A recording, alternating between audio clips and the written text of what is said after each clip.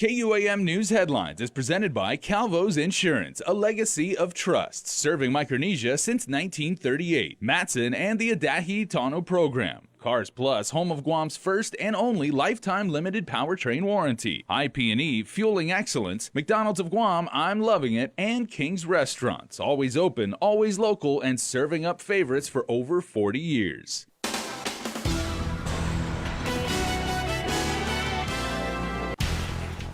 Ahead on primetime, legislation to provide financial aid to local families is debated on session floor, plus an upcoming protest to show support for sexual assault survivors. And today, Teason High School turns their tassels during their Grad and Go ceremony. Adriana Cotero has that story coming up.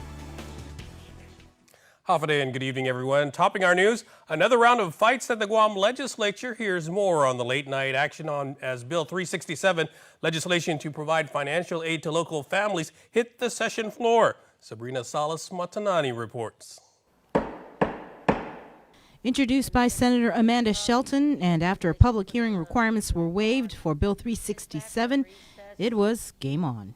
We're just playing games here tonight, unfortunately. That's what it seems like. The legislation would create the Atsuda Imengafa, or Help for Families program. $500 payments would go to eligible families with young adults, students, and disabled individuals that may have been overlooked in local and federal stimulus programs. The bill proposes tapping local funds to pay for the program.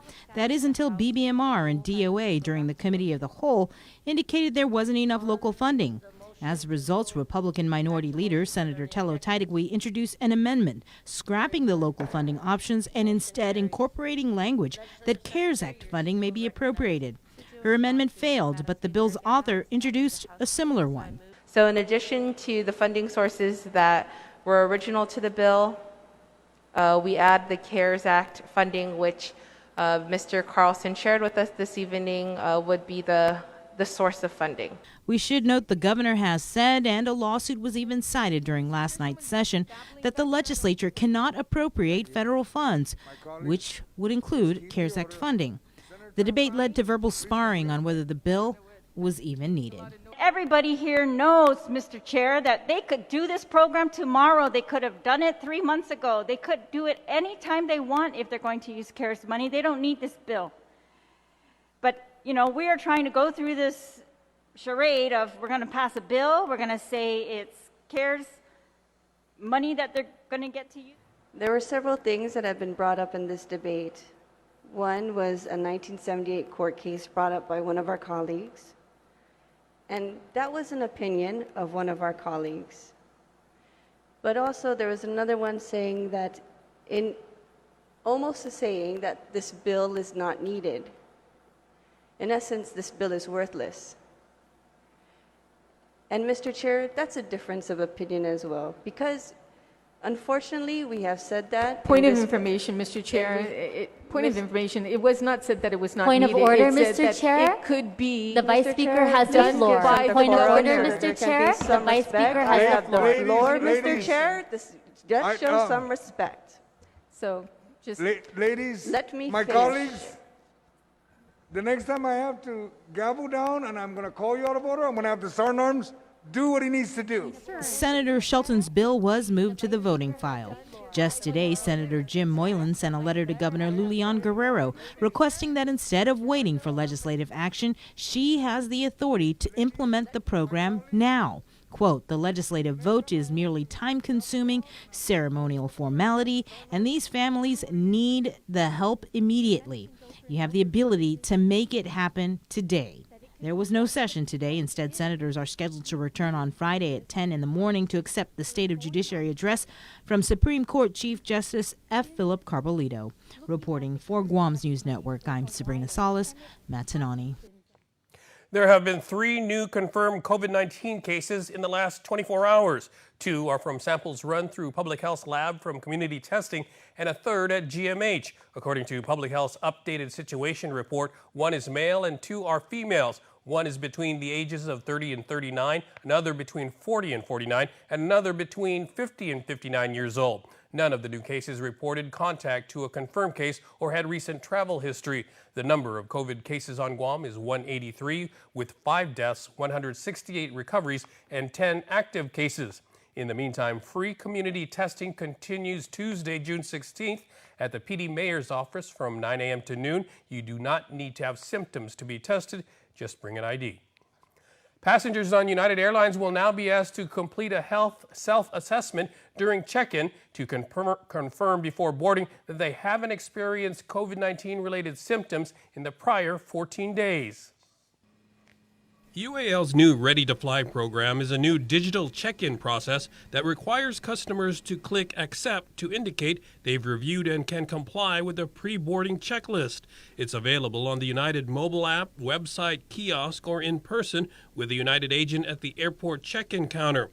The checklist includes agreeing to wear a face covering while on board, confirming you've not been diagnosed with COVID-19 in the last 21 days, and confirming that you've not experienced any typical COVID symptoms in the past 2 weeks, such as a temperature of 100.4 degrees or more, a cough, shortness of breath, sore throat, and recent loss of taste or smell. Customers that aren't able to confirm these requirements and choose not to travel will be able to reschedule their flight. The health assessment is part of United's Clean Plus program, a commitment, it says, to put health and safety at the forefront of the entire customer experience. For more information, visit united.com/cleanplus. Meanwhile, Japan Airlines announced today it will extend its flight suspensions through July 31st. The carrier stopped service to Guam due to the COVID pandemic. And Friday is the last day to apply for the $20 million Programang Salapi Ajudan Itautau, but applicants will still have until June 30 to submit all the necessary documentation. Public Health's Division of Public Welfare Director Tess Archangel says those who are already receiving public assistance did not have to apply, as the list of their names has already been submitted to the Administration Department, which has to vet them before payment. If the application is incomplete, they won't be able to process their application. But we are calling all the clients, reminding them to submit the documents that's necessary in order to review and process their application. She says for those applicants who were not previously on any assistance programs but whose incomes have dropped and now qualify, DOA will need to do a complete processing before sending out their checks. You have to key those in, the information, the address, the name, and they have to assess how much they have to get, whether it's 300 or 1,200. And there are some applicants who are under Division of Public Welfare who also applied and submitted applications. So they have to check it against that, making sure that there's no duplicate. It's a lot of work. It's a lot of work. On our part and on DOA's part. And she says this would be on top of their regular workload and other new assistance programs. Attorney Tom Fisher has filed a notice of appeal against Superior Court of Guam Judge Anita Sacola's decision on the double pay matter and now plans to take the case to the High Court. Earlier this month, the court denied Attorney Fisher's client, police officer Stephen Topasnia's petition requesting the court order Gov Guam to pay double pay to frontliners. Judge Sacola ultimately sided with the government, stating that Topasnia failed to determine the Guam Police Department was closed and further failed to allege that other GPD employees were on excused leave. As we've reported, Fisher has received over 100 complaints from essential workers to support the lawsuit. And tomorrow you can speak up against sexual assault at a peaceful protest in Hagatna. The protest was spurred on after Port Police Officer and traditional healer KUAM Nicholas was arrested following allegations of rape and sexual assault. He was charged with raping a victim seeking spiritual services at his home. More allegations are being investigated according to court documents. Organizers say you can stand in solidarity with alleged survivors and others affected by sexual assault from 8 to 10 a.m. at the Angel Santos Laddystone Park. You're asked to wear a mask and practice social distancing. And if you can't make it, the organizers say you can still show your support on your social media accounts by posting photos with signs that say "Enough, Silence is Violence," or "I stand with survivors of sexual assault," using the hashtags Enough or Silence is Violence GU. Through video surveillance and witness interviews, police identified 36-year-old Nanas Luck as the suspect in a stabbing incident Sunday outside the New Plaza Market in Tamuning. Detectives recovered the alleged weapon, and with the help of juvenile investigators, Luck was located Wednesday at an apartment complex in Tamuning. He was arrested for aggravated assault, possession and use of a deadly weapon in the commission of a felony, disorderly conduct, and public drunkenness. The victim sustained stab wounds to the back and is recovering at GMH. Luck was booked and confined at the Department of Corrections. Holding back tears, an anonymous caller is worried for a loved one who is incarcerated at the prison's Post 17 who did not have dinner last night. The caller tells KUAM at about 11 p.m. DOC brought the housing unit spoiled food of tuna macaroni salad, and this isn't the first time this has happened. I mean, their meals go. It's a contract. It's a bidding war, and I think that even the person, whoever has the contract, needs to be held accountable, because there's times when they're very late on providing their meals, and I know what it's like. And the sad thing about it, I'm sorry, there's one thing I forgot to mention. There's some men that are diabetic that weren't fed. They don't even care that they were diabetic, to send them spoiled food. They could have died. According to DOC Major Anton Agun, all meals are served by S&H food vendor. Agun confirms inmates made complaints last night, which led DOC supervisors to inspect the meals and ultimately determine they were not spoiled. The unit did receive their meals at around almost 4 p.m. The dinner was delivered to the unit. The officers inspected the meals and they passed it out to the inmates. Major Agun says 30 of the 75 inmates in the unit chose not to eat. Stick around for more news here on Primetime. You're watching KUAM.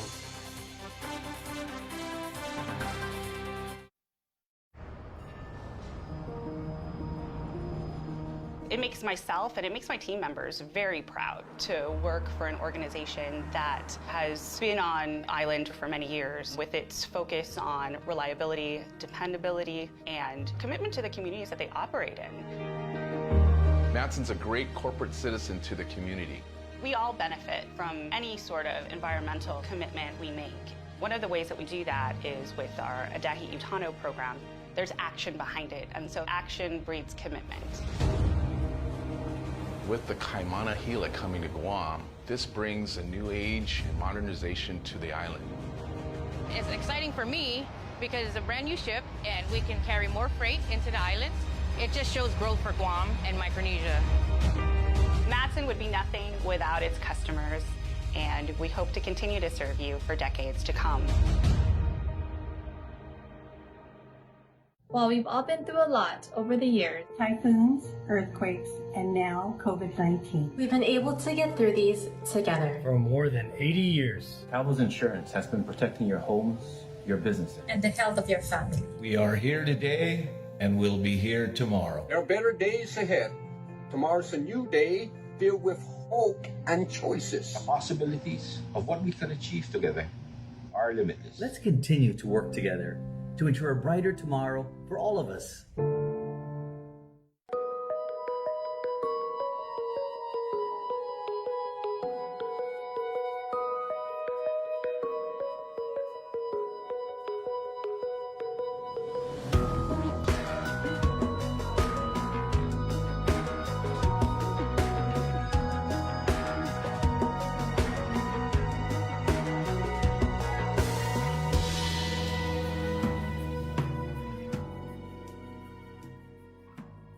We are open to serve you at Cars Plus Guam. Need a quick service for your vehicle? Visit our express lane at Cars Plus. Done fast, done right. No appointment needed. Our service team is dedicated to helping you get your vehicle in and out of the shop and back on the road quickly and securely. Simply drop off your vehicle at our express lane driveway, and one of our service advisors will take care of it. Need a ride? Not to worry. We have a shuttle vehicle ready to drop you back home and pick you up when your vehicle is ready. Open Monday to Saturday from 8 a.m. to 5 p.m. Visit us today. We are open to serve you.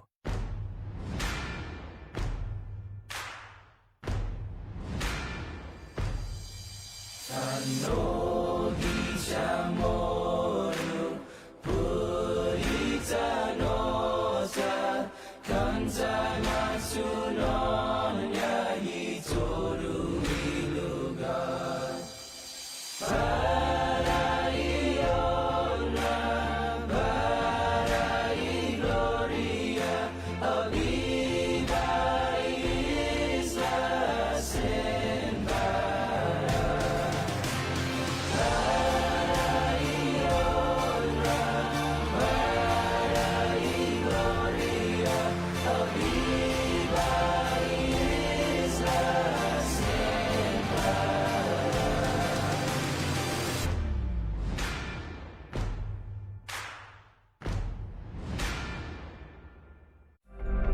KUAM News, winner of the 2020 Regional Edward R. Murrow Award for Excellence in Social Media. Welcome back. KUAM's Adriana Cotero is at the home of the Titans speaking with Tizan High seniors, showing their strength beyond measure as they take the stage on Grad and Go.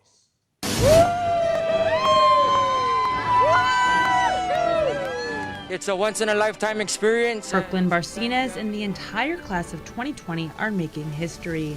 The graduating seniors are not allowing any negativity to stand in their way, as Tizan High School hosts a Grad and Go commencement ceremony. Sometimes we have to move away from the negative and push for the positive, and that's for every day. No matter what you do, it's all a matter on what your intention is.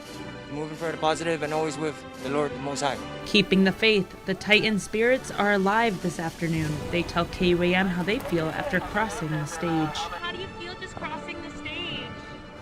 Really good. How do you feel just having crossed the stage here? My heart's beating really fast. Well, congratulations. Thank you. And what about mom and dad over here? How do you feel being able to witness your daughter?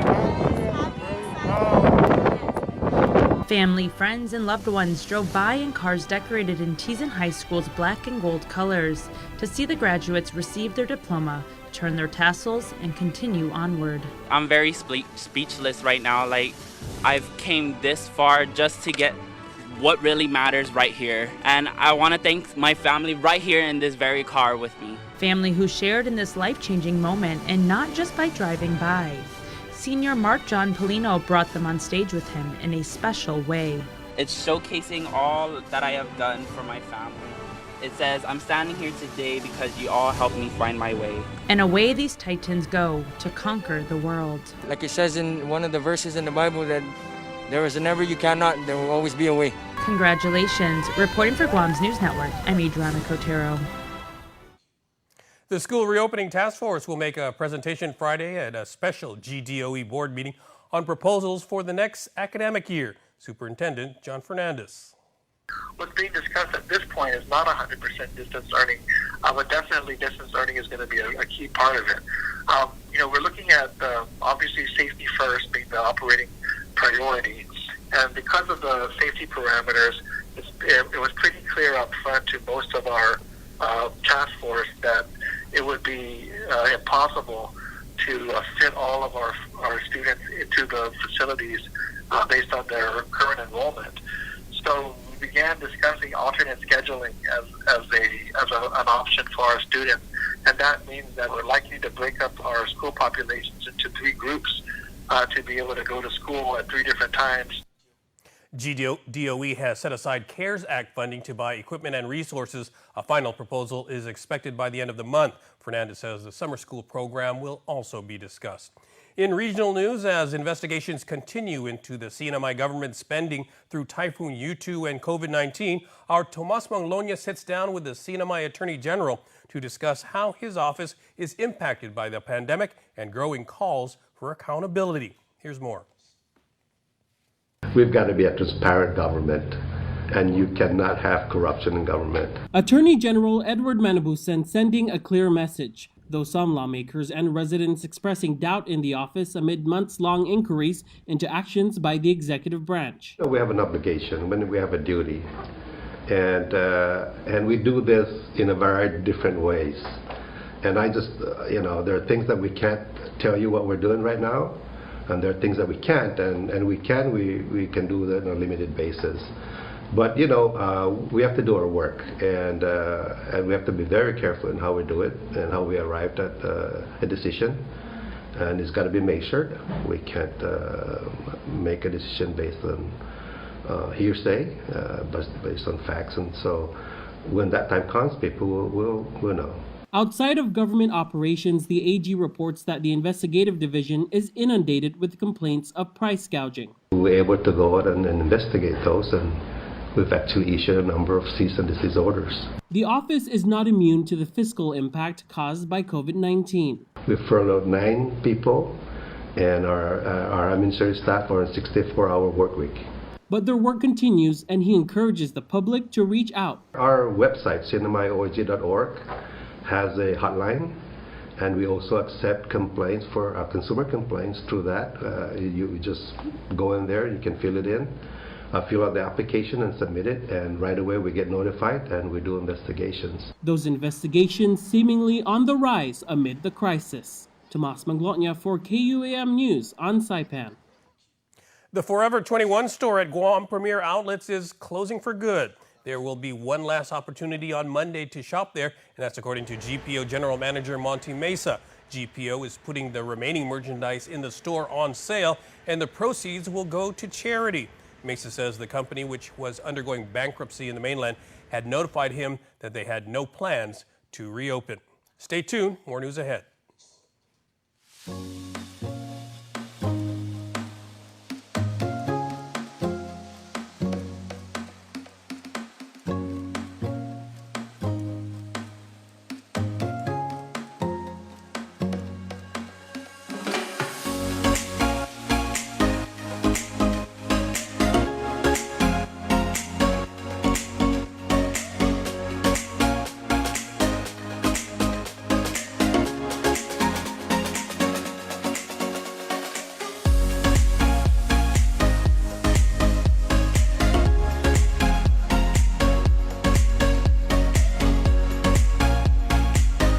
Your community calendar is brought to you by Taco Bell. Whether it's your first meal or your fourth meal, we've got you covered. Taco Bell, live Mas.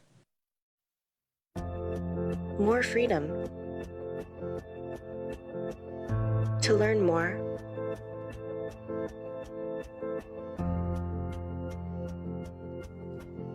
To create more.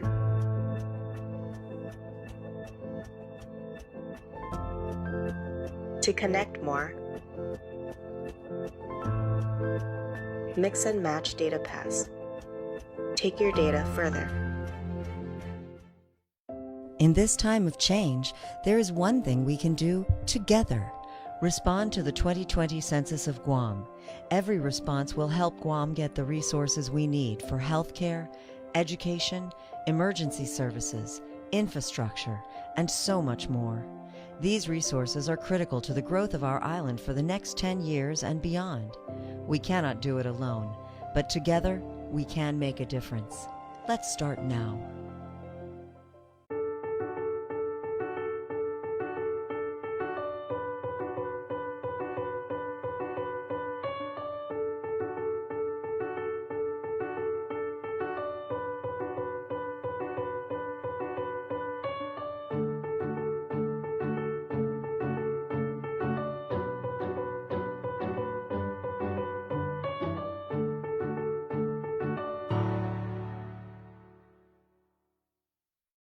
It's not always easy trying something new. Sometimes you have to help your loved ones along. Nana is so used to her weekly trips to the bank that going online can be a little scary for her. But her grandson knows that banking online is safer and easier. So he's teaching her how to get started using Bank of Guam's online banking videos. Teaching is one way to show our loved ones we care. Keep your family safe at home and show them how to bank online. Find easy-to-use online banking tutorials at bankofguam.com or on our Instagram and Facebook pages. Bank of Guam, member FDIC. Your health and safety is our business. Protect your employees and customers with APEC Professional Services. Our certified team uses EPA-registered disinfectants and CDC-approved procedures, proven to aid in the fight against coronavirus and other harmful microorganisms. Prevent reinfection through disinfection. Call our office at 477-7310 or our 24-hour rapid response hotline at 858-2852. Keep Guam safe with APEC Professional Disinfection Services. And this morning, Bree and Chris found out what Ambrose Inc. has been doing for the island community during this COVID pandemic. I think somebody raised that issue earlier in the show. Yeah. Good morning. Good morning. Let's end our show on a good note here. Bring on our buddy Jojo Camacho of Ambrose, and we're talking about some of the great things that they've done during the COVID. Good morning, Jojo. Hi, Jojo. Hey, good morning, Chris. Good morning, Sabrina. Good morning. We're gonna pop up these pictures, but first of all, I know you guys do a ton of charity work. How was the pivot to go from monetary donations, which is what we were doing before the COVID or whatever, Again, you guys have been there for us with Giving Tuesday. But how do you pivot from the type of donations and assistance and help that you guys normally do to what was needed during the COVID? Well, it's really a matter of listening to what people need out there, right? You know, the frontliners needed PPE. There was different needs throughout the island. You know, the frontliners were tackling everything on a day-to-day basis, and you know, understanding some of the industries that we're involved with out there, like healthcare. You know, we sell disinfectants, and on this PPE, we took a look internally, tried to see what we had. I mean, as you guys know, the demand was overwhelming island-wide, so we just took a look at what we had and how we could help, and we put a plan together. All the teams got together, the executives gave us direction and said, hey, if we have it, let's see what we can do, and let's get it out there into the community, into the hands of the people who need it. So, I mean, you know, it really wasn't much of a difficult task to pivot, only because, you know, being a good neighbor and understanding how things work here on Guam, we felt that we needed to be there and be a part of the drive to make things successful in the end. And hopefully we're getting there. Right. I mean, I'm just looking at the numbers, $35,000 in PPE supplies donated to frontliners, hundreds of meals donated to frontline workers. There's even this 3D printer. Yes. And raw material. So. Yeah, that was that 3D printer. That was exciting. You know, when I went on Facebook and you know, like, again, we were looking for ways to help, and I had just recently acquired a 3D printer. And I came across this page that said PPE for Guam, and they were calling out for printers, for filament, you know, the plastic, it's like this roll of plastic line that they use to make these 3D, I guess, print things. So when I saw the need, you know, when I saw the need, I said, hey, we have the raw material, we have a printer. Hopefully it's what they're looking for. So I reached out to Allison over there with PPE for Guam, and when we gave her a call, she's like, man, the biggest thing we're after is filament. So I said, okay, no problem. We've got 20 rolls. We'll bring it right over. So later on, I think it was that day or the day after, I drove right on down to their location in Agana, which they had just moved into, and then we dropped everything off. So that was really exciting, and it goes really far. So, you know, we're real excited to see people get resourceful like that, and we're glad to be a part of it. You know what also goes far is water. And you guys have those really cool-looking cans. I call it the Mullard can. You're thinking you're getting beer, but you're really getting water. The Mullard can. I'm going to make sure I frame that one and put it on the wall in the office. But yeah, you know, that's something that Anheuser-Busch, being such a great partner, they're able to turn around and brew this, not brew, but actually turn the brewing line into just an assembly line for water. So it's water in a can. You know, there's not much changes that need to be made, and I say that not knowing all the work that goes on to clear the assembly line. But yeah, this water is actually canned, and what we do is typically, you know, our GM Tom Shimizu, he's well aware. We've lived in Micronesia for decades now. And, you know, when we need help, everything's at least 2 to 3 weeks away. You know, unless you own a plane and you can fly it in yourself, it's quite a bit to get it here. So what Tom did is he gathered some partners, Matson and some other shareholders like the American Red Cross. They made the request, and Anheuser-Busch fulfilled it and gave us all of these pallets of water, which we kept on standby in the event we needed, you know, storm, calamity, you know, natural disaster, whatever it is, so we can assist people in Micronesia. We had it on hand, and as soon as the need arose, you know, we heard that there was a need for water. There were some people that couldn't get their daily basic needs. That's when you know, we saw what happened in the stores. People just went bananas out there. So yeah, we gathered it up, and we provided the water for people to take care of people on Guam. King's Restaurants are still cooking up your favorite breakfast, lunch, and dinner plates and have them available for carryout and delivery. Call them in Tamuning at 647-5464 or in Dedito at 637-5464 and order for carryout. For delivery, please download the free Grab and Grub app and follow the instructions to get King's delivered to your door. Be safe and stay healthy until we see each other again at King's. MTO Maintenance will now completely sanitize your home, office, or business with state-of-the-art commercial sprayers. For over 30 years, MTO Maintenance has been committed to the health and safety of our customers. And now, more than ever, a clean home, office, carpets, and furniture is a necessity to our island. Give us a call today. Stay healthy and stay safe, Guam.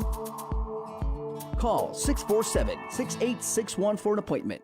Guam's auto appearance specialist, Elegant Reflections, has been providing the automotive industry with professional detailing and car care products at its highest quality, from complete detailing, full interior detailing, exterior detailing, headlamp restoration, hand washing, seat and carpet shampoo, engine degreasing, undercarriage cleaning, paint sealant, fabric protection, paint oxidation removal, and so much more. Visit us at our new location. Call 646-5555 for an appointment. Elegant Reflections, Guam's auto appearance specialist, over 20 years of experience. With Grand Marnier, you'll dare to put a twist on the traditional